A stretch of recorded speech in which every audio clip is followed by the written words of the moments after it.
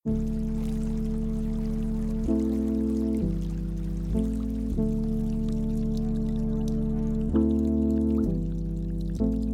تبارک و تعالی شرک کے علاوہ باقی سارے گناہوں کو معاف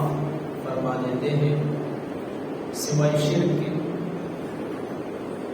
کہ تمام نیکیوں میں سب سے بڑی نیکی توحید ہے، اور تمام گناہوں میں سب سے بڑا گناہ وہ شرک ہے۔ اسی لیے اللہ تبارک و تعالی مشرک کو معاف کبھی بھی نہیں کرتا، اور شرک کی مختلف صورتیں ہیں۔ چھوٹی سی صورت جو ہے وہ بھی اللہ تبارک و تعالی معاف نہیں کرتا۔ اسی طرح جو آج کا سبق ہے اس میں بھی یعنی ان لوگوں کی نفی ہے جو لوگ یعنی اپنے مردوں سے مانگتے ہیں یا اپنے انہیں کچھ یعنی قبروں سے مانگتے ہیں یا بتوں سے مانگتے ہیں، پوجا کرتے ہیں۔ تو آج کے سبق میں ان تمام چیزوں سے نفی ہے۔ اللہ رب العزت کا فرمان ہے یدعون من دونہ الا اناثا، کہ یہ لوگ یہ نہیں مانگتے اللہ تبارک و تعالی کے علاوہ مگر مؤنث سے، عورتوں کے یعنی مؤنث سے مانگتے ہیں۔ مؤنث سے مراد یہ ہے کہ مشرک عرب کے جو یعنی عرب میں مفسرین فرماتے ہیں کہ عرب میں شروع میں مشرکین وہ یعنی پوجا کرتے تھے لات کے، عزا کے اور اسی طرح جو ہے منات کے۔ یہ لات، منات اور عزا یہ ان کے بت تھے، اور لات بعض مفسرین فرماتے ہیں کہ لات جو ہے یہ مؤنث ہے اللہ کی، اسی طرح منات یہ مؤنث ہے منان کی، اور عزا یہ مؤنث ہے عزیز کی۔ تو انہوں نے یہ مؤنث نام رکھے ہوئے ہیں اور عورتوں کے نام رکھ کر پھر ان سے ان کی پوجا کرتے ہیں، یعنی کمزور مخلوق کی پوجا کرتے ہیں اللہ کو چھوڑ کر، اور ایک کمزور مخلوق کی پوجا کرتے ہیں۔ اسی طرح بعض روایت میں یہ بھی آتا ہے کہ لات جو ہے یہ ایک ملنگ کا نام تھا، ایک ملنگ تھا، یہ اس کا نام تھا۔ وہ حاجیوں کو ستو بول کر پلایا کرتا تھا، اور پھر جب وہ مر گیا تو لوگوں نے اس کو یعنی دفن کر کے اس کے قبر کی پوجا شروع کر دی، اس کو قبر پر جو ہے عرس شروع کر دیا۔ پھر یہاں تک پہنچ گئے کہ اس کی ایک مورتی بنائی، ایک بت بنایا، اور اس کو بیت اللہ میں نصب کیا، مکہ مکرمہ کے اندر نصب کر دیا، اور پھر اس سے مدد مانگنی شروع کر دی کہ یا لات اغثنی، اے لات ہماری مدد کرے۔ تو اور اسی طرح یہ جو عزا ہے یہ بھی ایک یعنی یہ بھی ایک بت ہے۔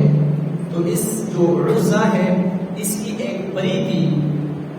وہ مکہ مکرمہ کے کچھ فاصلے پر کبھی ظاہر ہوتی تھی، کبھی چھپ جاتی تھی۔ تو اور اس جگہ پانی پہ ہوتا تھا، چونکہ عرب میں پانی کی بہت زیادہ قلت ہوتی تھی، تو وہاں جو موٹے موٹے ملنگ تھے وہاں پر انہوں نے ڈیرے ڈال دیے تھے، اور پھر چونکہ درخت بھی تھے کچھ، تو لوگوں نے وہاں جانا بھی شروع کیا، وہاں مکانات بھی بنائے اس وقت کے حساب سے۔ تو اور وہ اس سے جو ہے وہ مانگنا شروع کیا، اس عزا سے، عزا کی جو بت تھا اس سے جو ہے وہ مانگنا شروع کرتے تھے، یعنی اس سے مانگتے تھے مدد، اور ہر قسم کی اپنی حاجات ان کے سامنے پیش کرتے تھے۔ 8 ہجری میں جب فتح مکہ ہوا تو آپ صلی اللہ علیہ وسلم نے حضرت خالد بن ولید رضی اللہ تعالی عنہ کو وہاں بھیجا اور فرمایا کہ وہاں جا کر عزا کو ختم کر دو،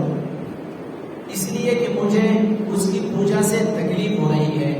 حضرت خالد بن ولید رضی اللہ تعالی عنہ رسول اکرم صلی اللہ علیہ وسلم کے حکم پر وہاں چلے گئے، اور وہاں جا کر ان ملنگوں کو بھگا دیا، اور اسی طرح درختوں کو کاٹ دیا، گھروں کو یعنی گرا دیا اور واپس آئے، واقعہ رسول اللہ صلی اللہ علیہ وسلم کے سامنے پیش کیا، تو آپ صلی اللہ علیہ وسلم نے فرمایا کہ آپ نے تو کچھ بھی نہیں کیا۔ تو حضرت خالد بن ولید رضی اللہ تعالیٰ عنہ نے عرض کیا، حضرت میں نے تو وہاں کچھ بھی نہیں دیکھا، اور یہ جو چیزیں تھی اس کو میں نے ختم کر دی۔ آپ صلی اللہ علیہ وسلم نے فرمایا، عزا کو تو نے چھوڑ دیا، اسی چیز یہی تو فتنہ ہے، اسی کے تو لوگ پوجا کرتے ہیں، لہٰذا اصل چیز کو آپ نے چھوڑ دیا۔ تو حضرت خالد بن ولید رضی اللہ تعالیٰ عنہ دوبارہ تشریف لے گئے، اور وہاں پہنچ کر جب دیکھا تو ایک عورت ہے، امرأۃ ناشرۃ رأسہا، ایک عورت ہے کہ جس کے بال بکھرے ہوئے ہیں اور وہ اپنے سر پر مٹی ڈال رہی ہے اور زور زور سے چیخیں مار مار کر جو ہے رو رہی ہے، اور کہہ رہی ہے کہ کفرانک یا عزا، کہ اے عزا تیرا بیڑا غرق ہو گیا۔ تو حضرت خالد بن ولید رضی اللہ تعالیٰ عنہ نے جب دیکھا تو آگے بڑھے اور تلوار نکالی اور اس بت کا جو وہاں پر نصب کیا تھا اس بت کا سر قلم کیا، اور پھر فرمایا کہ تلک العزا لن تعبد بعد ذلك اليوم، کہ یہ عزا آج ختم ہو گئی، اس کے بعد آج کے بعد تیری کوئی عبادت نہیں کرے گا۔ تو اور اسی طرح منات یہ بھی ایک آدمی کا نام تھا، تو لوگوں نے ان بتوں کو یعنی اکٹھا، ان بتوں کو ان کے بت بنائے تھے اور رکھے ہوئے تھے، نصب کیے تھے، اور پھر ان کے پوجا کرتے تھے اور ہر قسم کی اپنی حاجات ان کے سامنے پیش کرتے تھے۔ تو اللہ رب العزت نے ان تمام بتوں سے نفی فرما دیا۔ اسی طرح جو آدمی مر جاتا ہے تو پھر وہ بے بس ہو جاتا ہے، پھر وہ بے بس ہو جاتا ہے، یہاں تک کہ وہ اپنے جسم سے مکھی بھی نہیں ہٹا سکتا، کچھ بھی نہیں کر سکتا۔ اور اس کی مثال اللہ رب العزت نے قرآن مجید میں بیان فرمائی ہے کہ جو لوگ قبروں سے مانگتے ہیں، بتوں سے مانگتے ہیں، یا اس طرح جو ہے بت نصب کر کے ان سے اپنے حاجات پوری کرواتے ہیں، تو پھر ان کے بارے میں اللہ رب العزت کا فرمان ہے، یا ایھا الناس ضرب مثل، کہ اے لوگوں ایک مثال بیان کی جاتی ہے، یا ایھا الناس ضرب مثل فاستمعوا لہ، اس کو غور سے سنو، بڑی تاکید سے فرمایا ہے کہ اے لوگوں تمہارے لیے ایک مثال بیان کی جاتی ہے، اس کو غور سے سنو۔ ضرب مثل فاستمعوا لہ ان الذین تدعون من دون اللہ، کہ بے شک وہ لوگ جو اللہ جل جلالہ کے علاوہ پکارتے ہیں۔ اب اللہ جل جلالہ کی ذات وحدہ لا شریک ہے، اللہ کے ذات کے علاوہ وہ کوئی بھی ہو، یہاں پر اللہ رب العزت نے صراحتاً فرما دیا کہ ان الذین تدعون، کہ بے شک وہ لوگ جو پکارتے ہیں، تدعون من دون اللہ، اللہ جل جلالہ کے علاوہ کسی کو، وہ کوئی بھی ہو، تو اللہ جل جلالہ کے علاوہ کسی کو تم پکارتے ہو تو پھر کیا ہوگا؟ ان الذین تدعون من دون اللہ لن یخلقوا ذبابا ولو اجتمعوا لہ، کہ جن کو وہ پکارتے ہیں، لن یخلقوا ذبابا، وہ ایک مکھی بھی نہیں بنا سکتا، لن یخلقوا ذبابا، ایک مکھی بھی نہیں بنا سکتا، وَلَوْ اجْتَمَعُوا لَهُ، اگرچہ اس مکھی بنانے کے لیے وہ سب کے سب اکٹھے ہو جائیں۔ یعنی یہ جتنے بھی مرے ہوئے ہیں، جتنے بھی فوت شدہ ہیں، یا جتنے بھی بت ہیں، یہ سارے کے سارے اکٹھے ہو جائیں اور یہ کوشش کریں کہ ہم ایک مکھی بنانا چاہتے ہیں، تو مکھی کا پر بھی نہیں بنا سکتا۔ وَلَوْ اجْتَمَعُوا لَهُ، سب اکٹھے ہو جائیں۔ پھر وَإِن يَسْلُبْهُمُ الذُّبَابُ، اگر مکھی اس سے، وَإِن يَسْلُبْهُمُ الذُّبَابُ شَيْئًا، اگر مکھی اس سے کچھ چیز چھین کر لے جائے تو لَا يَسْتَنقِذُوهُ مِنْهُ، وہ اسے چھڑا نہیں سکتا، وہ جتنی بھی کوشش کرے وہ اسے چھڑا نہیں سکتا۔ لَا يَسْتَنقِذُوهُ مِنْهُ ضعف الطالب والمطلوب، طالب بھی کمزور ہے، مطلوب بھی کمزور ہے، یعنی عابد بھی کمزور ہے، معبود بھی کمزور ہے۔ جن کو یہ پکارتے ہیں، جن کے پاس یہ جاتے ہیں اور جن سے اپنی مرادیں پوری کرواتے ہیں، تو کہتے ہیں کہ عابد بھی، جس کی عبادت کی جاتی ہے، جو عبادت کرتے ہیں وہ بھی کمزور، جس کی عبادت کی جاتی ہے وہ بھی کمزور۔ اور اسی طرح جو پکارنے والا ہے وہ بھی کمزور، جس سے پکارا جاتا ہے وہ بھی کمزور۔ تو اللہ رب العزت نے فرما دیا ضعف الطالب والمطلوب، کہ طالب بھی کمزور ہے اور مطلوب بھی کمزور ہے۔ اسی سے یہ بات سمجھ میں آتی ہے کہ اللہ جل جلالہ کی ذات کے علاوہ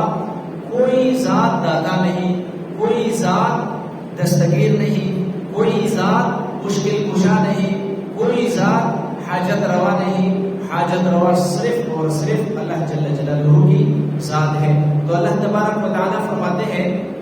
کہ یہ لوگ اپنے مؤنث کو پکارتے ہیں، اللہ جل جلالہ کی قوی ذات کو چھوڑ کر ایک کمزور ذات کو، حالانکہ عورت مرد بنسبت